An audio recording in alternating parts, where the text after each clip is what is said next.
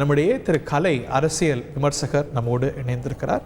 திரு கலை, இதனது தாக்கம், இந்த ராமர் கோவில் பிராண பிரதிஷ்டை இந்த விழாவுடைய தாக்கம் வடக்கில் கண்கூடா நம்மளால் பார்க்க முடிகிறது. தெற்கு அந்த அளவுக்கு இருக்கா, இல்லை கண்ணுக்கு தெரியாமல் இந்த அண்டர் கரண்ட் அது உருவாயிட்டு இருக்கா?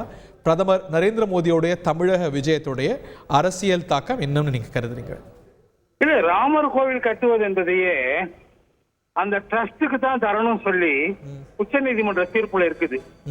ஆனா அதை பாஜக கையில் எடுத்துக்கொண்டு இந்த வரக்கூடிய நாடாளுமன்ற தேர்தலுக்கு முன்பாக அதை கட்டி முழுமையாக முடிக்கப்படாத கோவிலை அவசரமாக திறக்கிறார்கள்.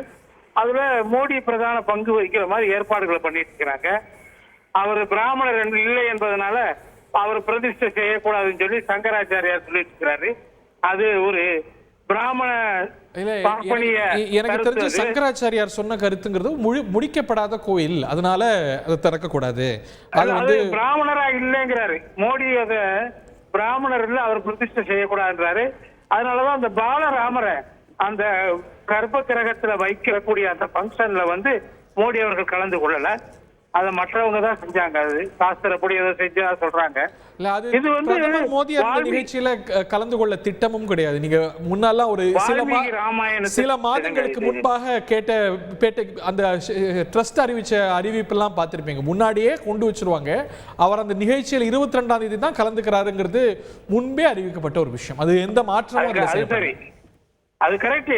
பட் பிஜேபி அதை கையில் எடுத்திருக்க வேண்டிய அவசியம் இல்லை. அவங்க தேர்தல் பிரச்சாரத்திற்காகத்தான் அதை எடுக்கிறாங்க, அதை பயன்படுத்த முயற்சி பண்றாங்கிறது வெளிப்படையா தெரிஞ்ச ஒரு விஷயம் தான். அதுல எந்த டிஸ்பியூட் இருக்கதா எனக்கு தெரியல. இன்னொன்னு, வால்மீகி ராமாயணத்துல தமிழ்நாடெல்லாம் எங்கேயுமே குறிப்பிடப்படல. இலங்கையே இல்லை. அதுல வால்மீகி ராமாயணத்துல இலங்கையே குறிப்பிடப்படவில்லை.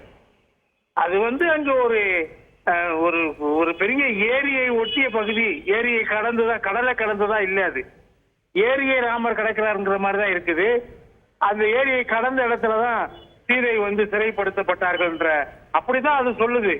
இந்த தமிழகம், ஈழம், இதையெல்லாம் இலங்கையெல்லாம் கம்பராமாயணத்துல புனையப்பட்ட விஷயங்கள். அதை ஒட்டி கம்பராமாயணத்தை ஒட்டி இங்க தென் தமிழ்நாட்டுல ராமேஸ்வரத்திலையும் ஸ்ரீரங்கத்திலையும் அது சைவ வைணவ அந்த கோவில்கள்ல ராமருக்கான பிரதிஷ்டை செய்த அந்த விஷயங்கள்லாம் நடந்திருக்குது. இதை வைத்து கொண்டு பாஜக அதை எப்படியோ அந்த தேடி கண்டுபிடிச்சு தென் தமிழ்நாட்டிலையும் குறிப்பா தமிழ்நாட்டுல அவங்க கட்சியை எடுத்து போவதற்கு இதே ஒரு வாய்ப்பாக அவங்க பயன்படுத்துறாங்கன்னு தான் நான் நினைக்கிறேன். இது ஆதாரபூர்வமாக விஷயம் இல்லை. அதனால சரித்திர ரீதியாக இதுக்கு சான்றுகள் இல்லை.